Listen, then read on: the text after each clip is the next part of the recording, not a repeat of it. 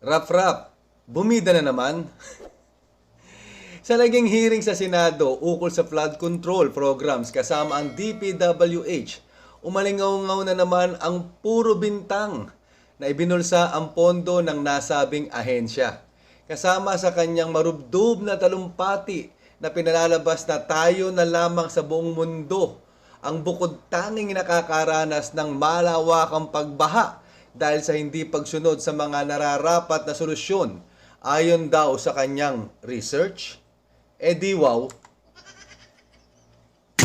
We should consider the construction of smart tunnels or underground drainage system that can accommodate flood waters and rainwaters in Metro Manila and nearby provinces. This system has been adopted by a number of countries already that solved their flooding problems. Mukhang di yata updated si Rap sa nangyayari sa mundo. Katututok sa kanyang programa upang i-exploit ang mga mahihirap at gawing teleserye ang kabitan na paborito nilang issue. Para naman maging aware si grandstanding Rap sa nangyayari, narito ang mga nagdaang sitwasyon sa iba't ibang panig ng mundo, sa iba't ibang bansa na malawakang pagbaha ang problema ngayong taon na ito.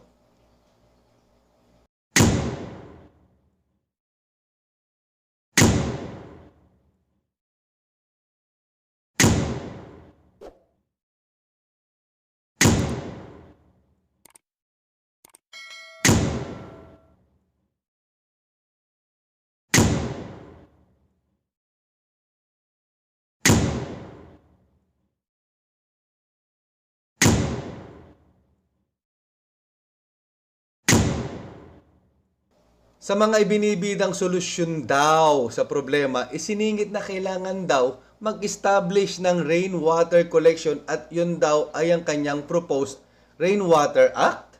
Establish a rainwater collection and management system.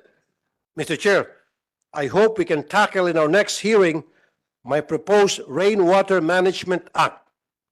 Not only will this ease our problems on flooding, but it will also contribute to our efforts to properly utilize rainwater. August 7, 2023 ay nagkaroon ng situation briefing ang Pangulo sa Pampanga at Bulacan at nabanggit niya ang malawakang plano na short-term, medium-term at long-term para sa problemang ito at ang tinutukoy ni Rap ay ang mismong inilatag ng Pangulo. Pakinggan natin ang tugon ni PBBM ukol sa plano at pagtatag ng WRMO o Water Resources Management Office sa ilalim ng Office of the President at ang isa sa kanyang priority bill ng pagtatag ng Water Management Office. Governor Fernando pushes for construction of a mega dike to solve the flooding problem.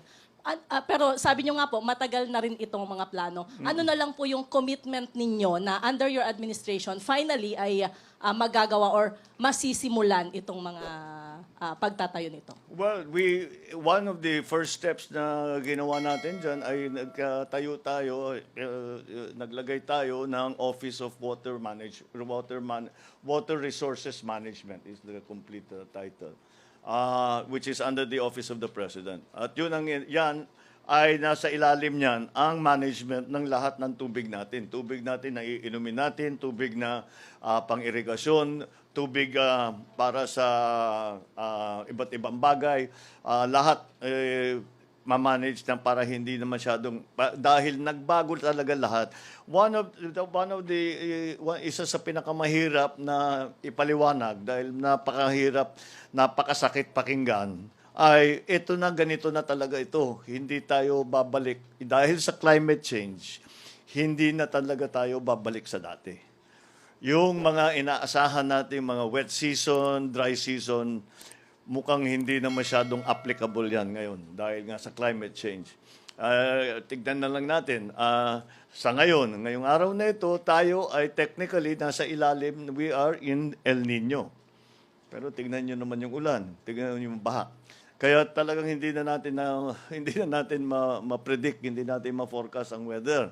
Kaya paghandaan na natin. And that's what the Management Office of Water Resources Management is about.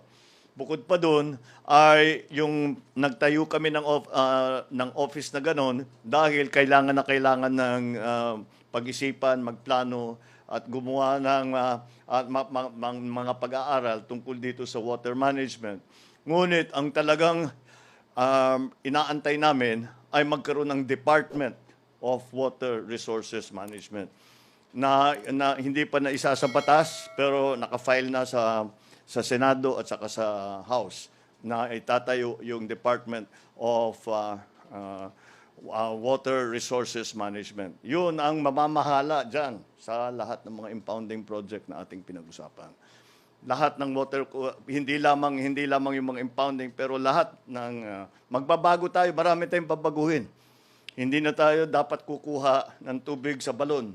Dapat kumukuha tayo ng tubig sa ilog. Dapat pag umuulan, kinukolekta natin yung tubig. Dahil hindi naman tuyo ang Pilipinas eh. Pero nagtutuyo tayo dahil hindi tayo nag-iipon ng tubig. Kaya't yan, kailangan matuto na tayo. At ganyan ang problema na hinaharap natin dito nga sa climate change. Ayan, ubod ng linaw ang paliwanag ni PBBM. So para saan pa yung act na sinasabi ni Raprap? Nakapaloob na ang lahat sa Executive Order 22 ni PBBM, ang lahat ng mga nabanggit na solusyon sa problema. So hindi naman siguro kailangan pa na may act siyang ganito at may act yung iba ng ganon upang angkinin nila ang buong idea na kinakailangan lang naman ng Pangulo ay ayusin nila diyan sa Kongreso, sa mababa, sa mataas sa kapulungan, yung tinatawag na pagtatag ng Water Management Department. So, basahin mo itong buong EO22 para aware ka, okay? At pakinggan mo itong napakahabang drama ni Raprap at ikaw na ang balang humusga. Pero bago ang lahat, please don't forget to click like, leave your comments, subscribe, and don't forget to hit that notification bell and click all para lagi kang updated sa aking mga bagong uploads at maka-join ka sa ating mga live. Himayin at baling taktakan, and please share so we can spread the love and the knowledge. Okay? So, magbasa at husgahan mo ang talumpati, ang marubdob na talumpati ni Raprap. Okay?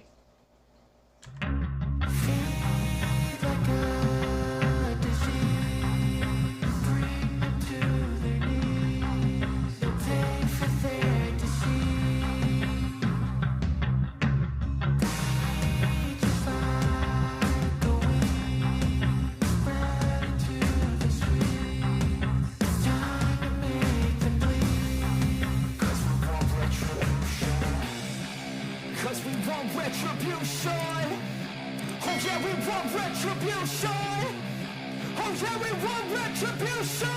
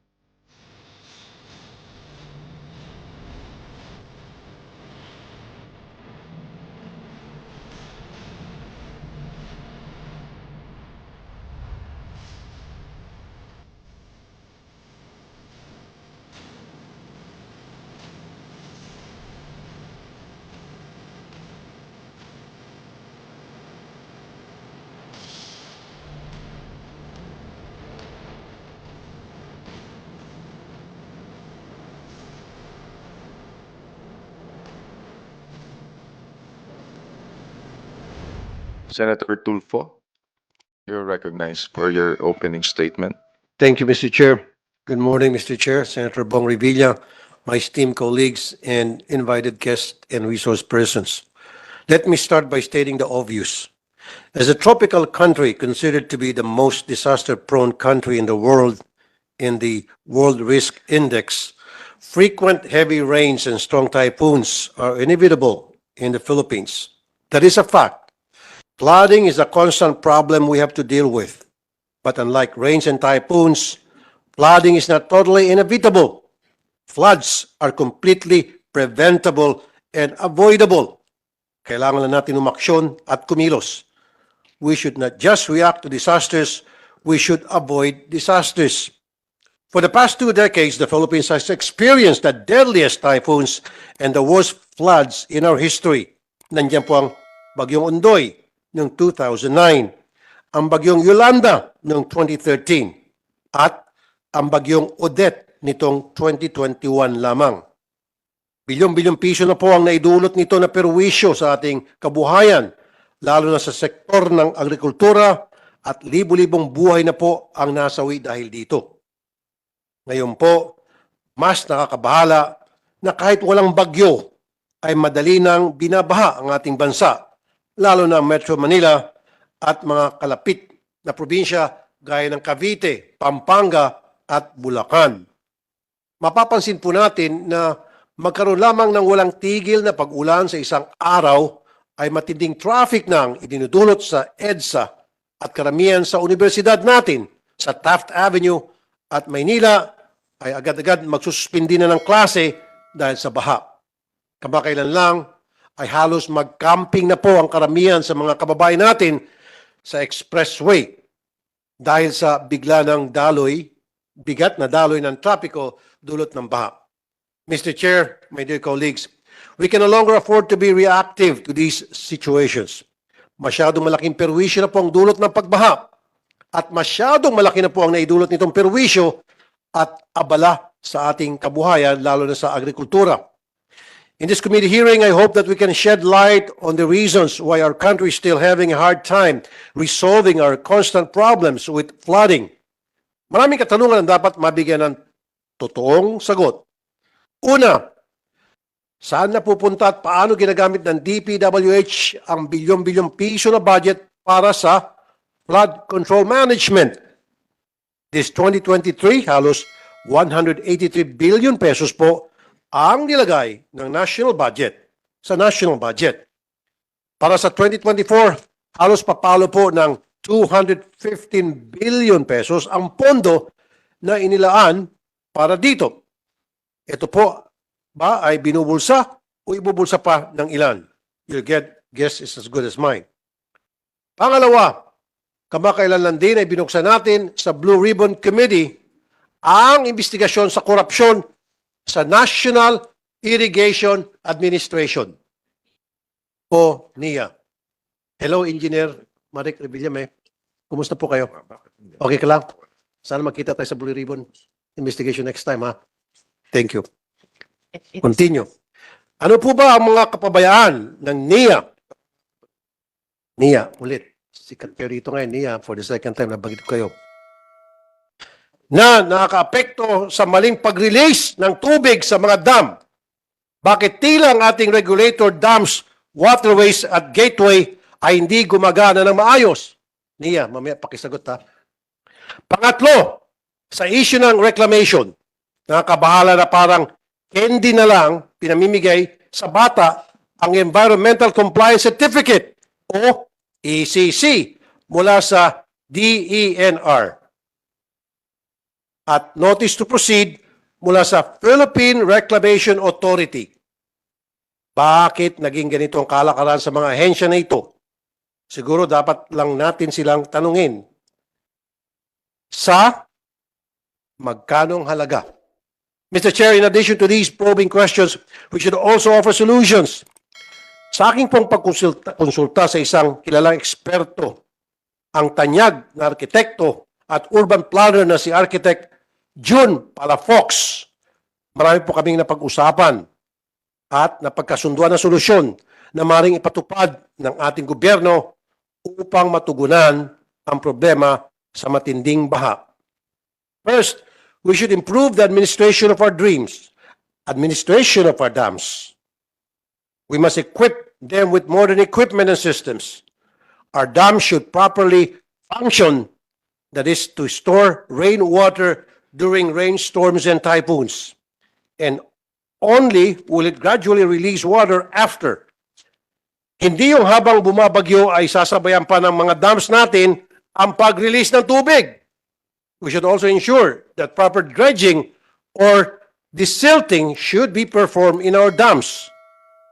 Maaari na maraming putik na ang nasa dams natin na nagpapababaw dito. Second, we should consider the construction of smart tunnels or underground drainage system that can accommodate flood waters and rainwaters in Metro Manila and nearby provinces. This system has been adopted by a number of countries already that solved their flooding problems. In addition, we must also construct spillways that will lessen the impact of floods. The Laguna de Bay and the Manila Bay should be properly utilized to improve our drainage and flood control system. Third, we must establish a rainwater collection and management system. Mr. Chair, I hope we can tackle in our next hearing my proposed Rainwater Management Act. Not only will this ease our problems on flooding, but it will also contribute to our efforts to properly utilize rainwater. The time is now for our government to consider the proposed solutions by our experts. Every second of delay in implementation brings us closer to another disaster.